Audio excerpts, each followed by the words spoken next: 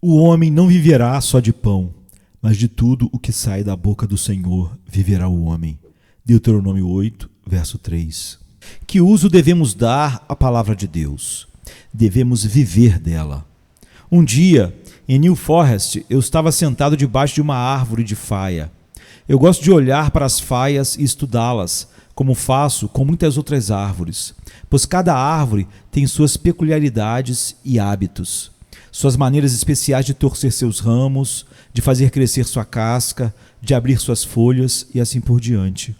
Quando olhei para essa faia e admirava a sabedoria de Deus ao criá-la, vi um esquilo correndo em volta do tronco, subindo nos galhos, e então pensei: esta árvore de faia é muito mais para você do que para mim, pois é sua casa, seu sustento e seu tudo.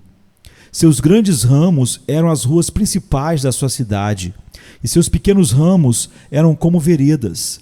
Esse esquilo tinha sua casa em algum lugar dessa faia, e as nozes dessa árvore eram seu alimento diário. Ele vivia dessa árvore. Bem, a maneira de lidar com a palavra de Deus não é simplesmente contemplá-la ou estudá-la, como faz um estudante, mas viver dela, assim como aquele esquilo vive em sua árvore de faia. Que ela seja para vocês, espiritualmente, sua casa, seu lar, sua comida, seu remédio, sua roupa, o único elemento essencial da vida e crescimento de sua alma. Existem algumas pessoas, as quais conheço, que tomam a palavra de Deus e se entretêm com ela. Elas estão interessadas em suas narrativas. Elas estudam suas histórias à luz da pesquisa moderna, mas a palavra não foi destinada apenas para um fim como esse. As fatias de pão não são colocadas sobre a mesa para que você possa cortá-las em diferentes formas ou simplesmente para serem observadas. Elas têm o propósito de serem consumidas. Esse é o uso adequado do pão, e esse é o uso adequado da palavra de Deus. Alguns fazem coisa pior. Eles não tanto se divertem com a Bíblia, mas sim lutam sobre ela. Eles contendem ferozmente por uma doutrina e condenam todo mundo que não aceite a interpretação particular que fazem dela. Ouvi alguns pregadores que me pareciam sacar uma doutrina com o único propósito de lutar por ela. Eu tenho um cachorro e ele tem um tapete em que dorme. Quando eu for para casa hoje à noite, ele irá trazer esse tapete e agitá-lo diante de mim. Não porque se preocupe particularmente por seu tapete, mas porque sabe que eu direi: agora o tapete será meu. Então ele irá latir para mim e dirá em sua linguagem: não, não será. Existem algumas pessoas que expõem as doutrinas da graça exatamente dessa forma. Eu posso vê-las trotando e empunhando uma doutrina apenas para que algum irmão dispute com elas a respeito daquela doutrina, e então possam latir para ele. Não hajam assim, amados. O pior instrumento com que podem derrubar um homem é a Bíblia. Ela tem por finalidade que vivamos dela, e não que seja uma arma em nossas controvérsias, mas nosso alimento diário, sobre o qual vivemos com regozijo. Também não creio que nossas Bíblias nos foram dadas para que possamos apenas empregá-las como telescópios para sondar os céus, para tentar descobrir o que estará acontecendo daqui a 50 anos. Estou cansado com as profecias e especulações que, como regra geral, terminam em absolutamente nada. Conheço alguns irmãos com os quais não se pode falar a respeito de qualquer passagem sem que digam: você ainda não viu o último livreto de RBS. Essas não são as verdadeiras iniciais do bom irmão, em que diz que essa passagem não se aplica para nós, mas apenas para os judeus. Ou então, isso foi apenas para a igreja no deserto e não para nós nos dias de hoje. Não façamos tão mau uso da palavra de Deus. Antes, vamos valorizá-la como o pão com o qual devemos viver. Nem só de pão viverá o homem, mas de toda a palavra que sai da boca de Deus. Mas como podem viver de palavras? Perguntam alguns. Vocês perguntam bem. Não podemos viver de palavras, se forem palavras de homens. Mas não há nada como a palavra de Deus para dela vivermos. A essa palavra devemos a nossa vida. Ele falou para que fôssemos criados. Ele falou para que a alma entrasse em nosso corpo. Por essa palavra de Deus somos mantidos vivos diariamente. Basta que Deus a retire e diga: tornai-vos filhos dos homens, como está no Salmo 90, verso 3, e de imediato voltaremos ao pó de onde viemos. De fato, é pela palavra de Deus que começamos a viver espiritualmente. Por meio da obra eficaz de sua palavra, cremos em Cristo. A semente viva e incorruptível foi plantada em nosso coração e por ela começamos a viver. E é por essa mesma palavra que nossa alma tem sido sustentada na vida. Até este momento, vocês e eu não recebemos qualquer alimento do Espírito Santo, exceto por essa palavra de Deus, que é o alimento do Israel espiritual no deserto deste mundo. Cristo disse: a minha carne é verdadeiramente comida e o meu sangue é verdadeiramente bebida. João 6,55.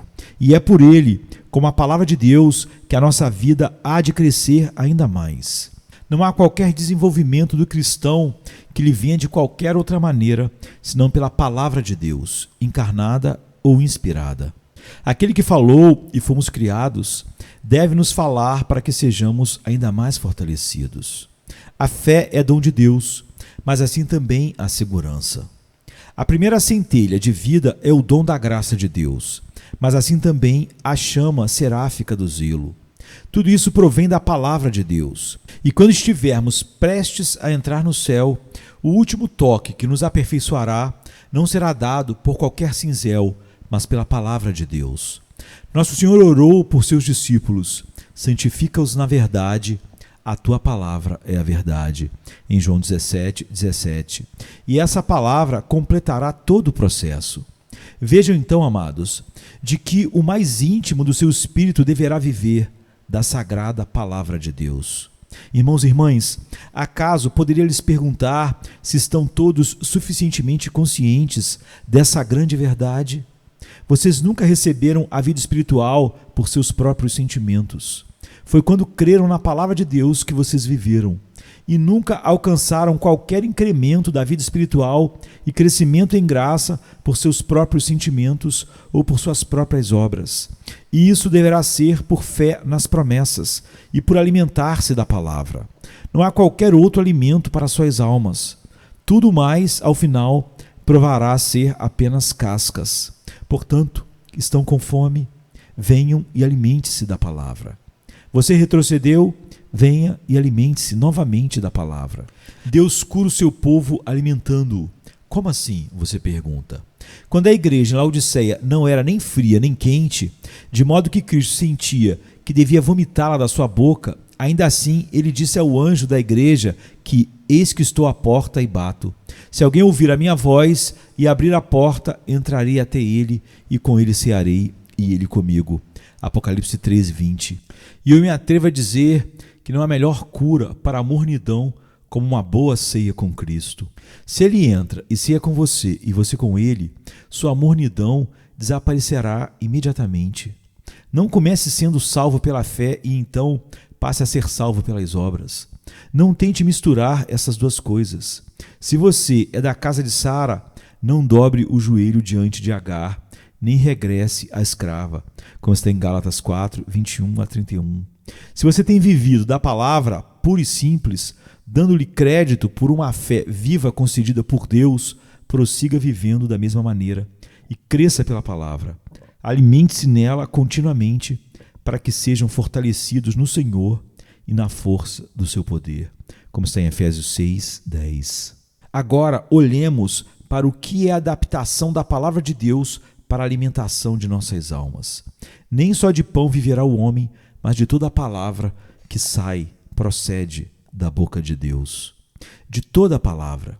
Se vocês restringirem sua alimentação a 1 ou 2 alimentos, qualquer médico lhe dirá que há um risco de que seu corpo não seja suprido com toda a forma de nutrientes que ele requer.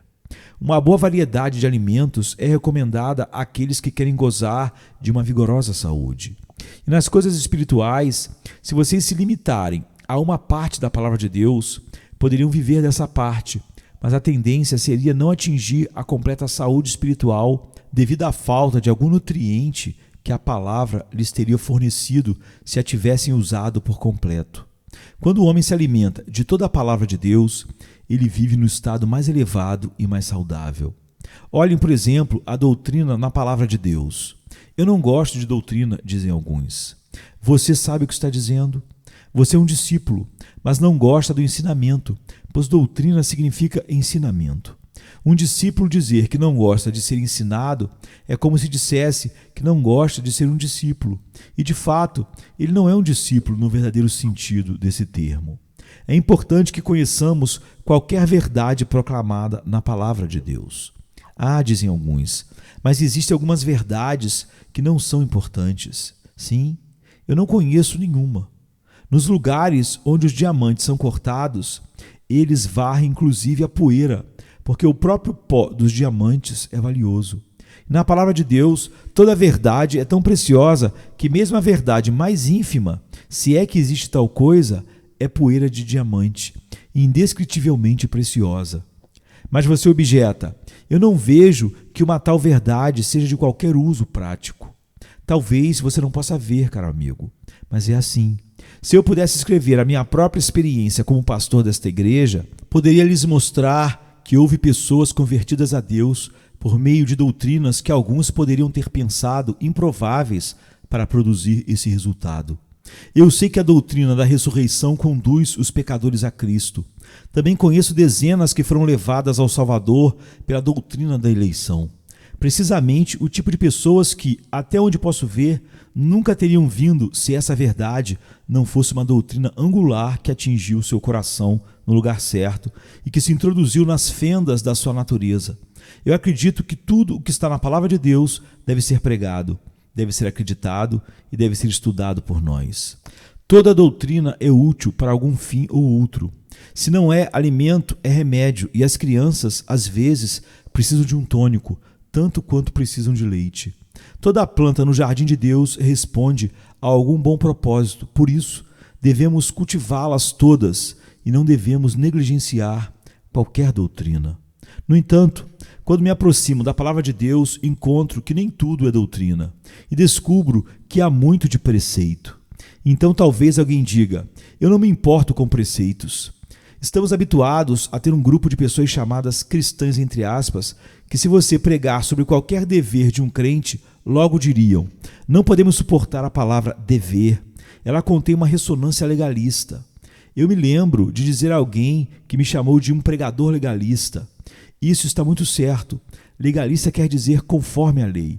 E você quer dizer, suponho, que sou um pregador conforme a lei e que você é uma pessoa contrária à lei, uma vez que objeta minha pregação.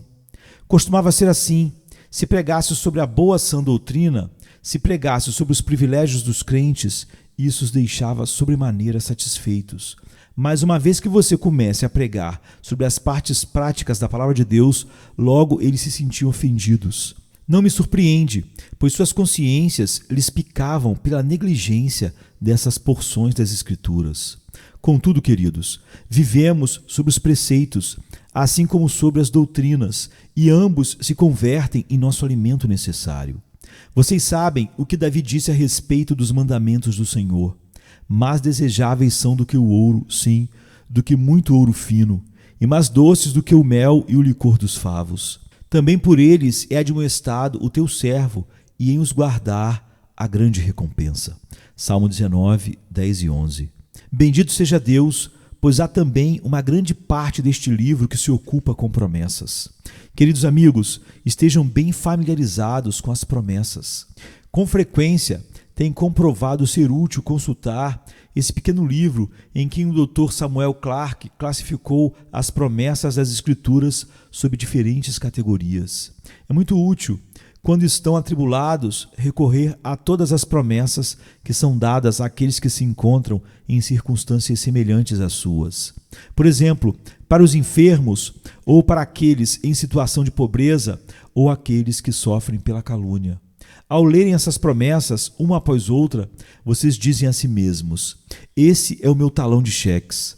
Posso retirar as promessas conforme as necessidades, ou conforme as necessite, assiná-las pela fé, apresentá-las no grande banco da graça e sair enriquecido com um socorro bem presente no tempo de necessidade. Essa é a maneira de usar as promessas de Deus, pois assim ministrarão vida ao nosso espírito. Mas, querido amigo, Grande parte da palavra de Deus é totalmente cheia de histórias. Aqui vocês têm a história da criação e da queda, a de Abraão e de Isaac e de Jacó e de Moisés e dos reis e príncipes e do povo de Israel. Vocês talvez perguntem, isso é alimento? Certamente. Há críticos hoje em dia que falam com muito desprezo do Antigo Testamento e argumentam como se os evangelhos constituíssem toda a palavra de Deus.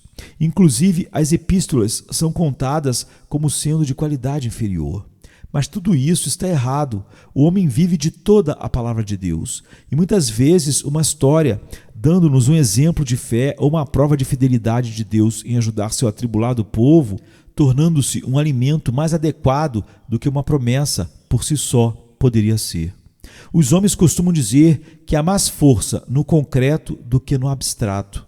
Certamente, há mais poder em algo colocado na vida real do que essa mesma coisa limitada em palavras.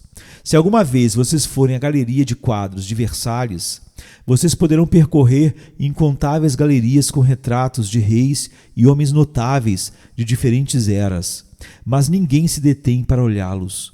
E também vocês não se importariam em vê-los. São apenas quadros. Contudo, no andar de baixo há pinturas dos mesmos homens, só que eles estão retratados em ordem de batalha ou em várias posições que lhes mostram em ação. Agora sim, vocês irão parar e olhar para eles, pois estarão interessados na representação das cenas em que aqueles homens viveram. Então, às vezes, as promessas de Deus estão penduradas como quadros na parede e não as notamos. Mas quando vemos os homens que confiaram nessas promessas e provaram a verdade delas, então há uma espécie de interesse humano sobre elas que ganha a nossa atenção e fala aos nossos corações. Nunca negligenciem as partes históricas da palavra de Deus, pois elas estão cheias de alimento para os filhos de Deus. Acontece precisamente o mesmo com relação às profecias. Certa vez ouvi o Sr. George Miller dizer que gostava de ler sua Bíblia várias vezes e gostava especialmente de ler aquelas partes que não entendia. Isso parece algo bastante singular de se dizer, não é? Pois que proveito virá até nós se não entendemos o que lemos? O bom homem me explicou assim: um menino está com seu pai e há uma boa parte do que seu pai diz que ele entende. E ele fica muito contente de ouvir seu pai conversar. Mas às vezes seu pai fala de coisas que estão muito além do seu alcance. Mas o menino gosta de ouvir. Ele aprende um pouco aqui e ali. E gradualmente, após tê-lo escutado ano após ano, começa a entender o que seu pai diz, tal como nunca teria feito se tivesse saído quando seu pai começava a falar além da sua compreensão. Assim é com as profecias e com outras partes profundas da palavra de Deus. Se você as lê uma ou duas vezes, mas não as compreende, ainda assim estude-as e entregue seu coração a elas, pois aos poucos a preciosa verdade permeará o seu espírito, e você, sem perceber, beberá a sabedoria que, de outra maneira, nunca teria recebido. Cada parte da palavra de Deus é alimento para a alma. Então, queridos amigos, pode ser que haja uma mensagem de ameaça, que lhe fale muito asperamente, mas que também seja muito proveitosa para você. Talvez, em algum domingo, você saia do tabernáculo e diga: nosso pastor não nos confortou esta manhã. Ele parece nos ter angustiado e nos arado. Sim, eu sei que assim sucede algumas vezes, mas é para o seu proveito, pois, como disse o rei Ezequias, por todas essas coisas se vive, como está em Isaías 38:16. E frequentemente acontece que precisamos ser humilhados e provados e testados e abatidos. Porém, cada verdadeiro filho de Deus dirá: não permita que meu treinamento seja de acordo com a minha mente, mas que seja de acordo com a mente de Deus. O sermão que mais nos agrada poderia não nos aproveitar de coisa alguma, enquanto aquele que nos aflige e nos vexa pode, talvez, nos estar fazendo um serviço muito mais essencial. Quando a palavra de Deus lhe sonda por completo, abra seu coração para ela. Deixe que o vento sopre através de todo o teu ser e leve embora cada trapo e resíduo que devam ser retirados de você. Existem algumas palavras de Deus que são muito breves, porém elas contêm uma abundância de alimento para a alma. Tenho por vezes parado e contemplado algum texto, E assim me sinto como Jonatas quando encontrou mel, como está em 1 Samuel 14, 24 a 27. Eu não podia comer tudo, mas apenas molhar a ponta da vara que tenho na mão e prová-la. Eu queria chamar todos vocês para ver se poderiam limpar esse bosque tão carregado de doçura. Em outras ocasiões, a caminho para casa, quando eu mesmo não obtive muito durante o sermão, o mestre me deu um banquete na estrada. E eu ri para mim mesmo, uma e outra vez, de puro gozo de coração a respeito de alguma preciosa passagem a qual uma nova luz rompeu para alegrar meu espírito e me fazer regozijar no Senhor. Oh, guardem a palavra, meus irmãos, guardem a palavra, guardem-na como palavra de Deus e como provinda de sua boca. Sorvam-na em sua alma, vocês não podem ter excesso dela. Alimentem-se dela de dia e de noite, pois assim Deus fará vocês viverem a vida, que é a verdadeira vida. Se há alguma pobre alma aqui que queira encontrar a vida eterna, meu caro amigo, eu lhe peço que a procure na palavra de Deus e em nenhum outro lugar. Eu pensei em ir para casa e orar, diz alguém. Faça isso, mas ao mesmo tempo lembre-se que suas orações são de pouco valor sem a palavra de Deus. Ouça primeiro a palavra de Deus e então vá e diga a Deus as suas próprias palavras, pois é antes em sua palavra do que em tua palavra de oração que a salvação há de ser encontrada. Lembre-se dessa grande frase no livro de Êxodo, onde Deus diz: vendo eu o sangue, passarei por cima de vós. Em Êxodo 12, verso 13. Não está dito, vendo você o sangue, mas vendo eu o sangue. Assim, quando Deus vê o derramado e aspergido sangue de Cristo, é quando Ele olha para você com piedade e compaixão. Olhe para onde Deus olha, e então seus olhos se encontrarão com os dele. Se você olha para Cristo e Deus olha para Cristo, então os olhares de ambos se encontrarão, e você descobrirá gozo e paz em crer. Deus Pai contempla Cristo. Pobre alma, você também deve contemplá-lo. Então haverá um ponto em que ambos concordarão. Deus Pai confia sua honra e glória a Cristo. Confie sua alma a Cristo, pois assim estarão de acordo. Que Deus lhe conceda que possam fazê-lo neste exato momento. Apenas lembre-se deste texto, conforme você prossiga em seu caminho. Aquele que crê no Filho tem a vida eterna. João 3,36. Queira Deus que cada um de vocês possa ter a vida eterna por amor de Jesus Cristo. Amém, queridos? Amém. Venha se cansado estás, e eu descanso darei. Tu descansarás.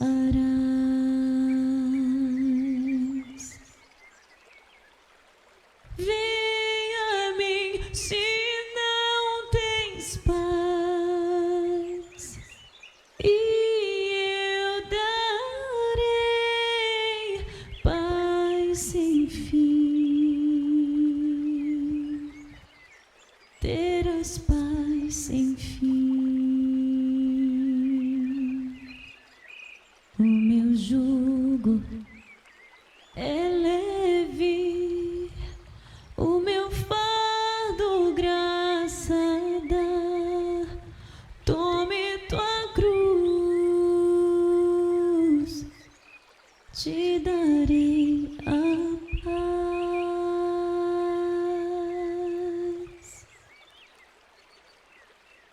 Venha o aflito e lhe darei paz, minha paz darei.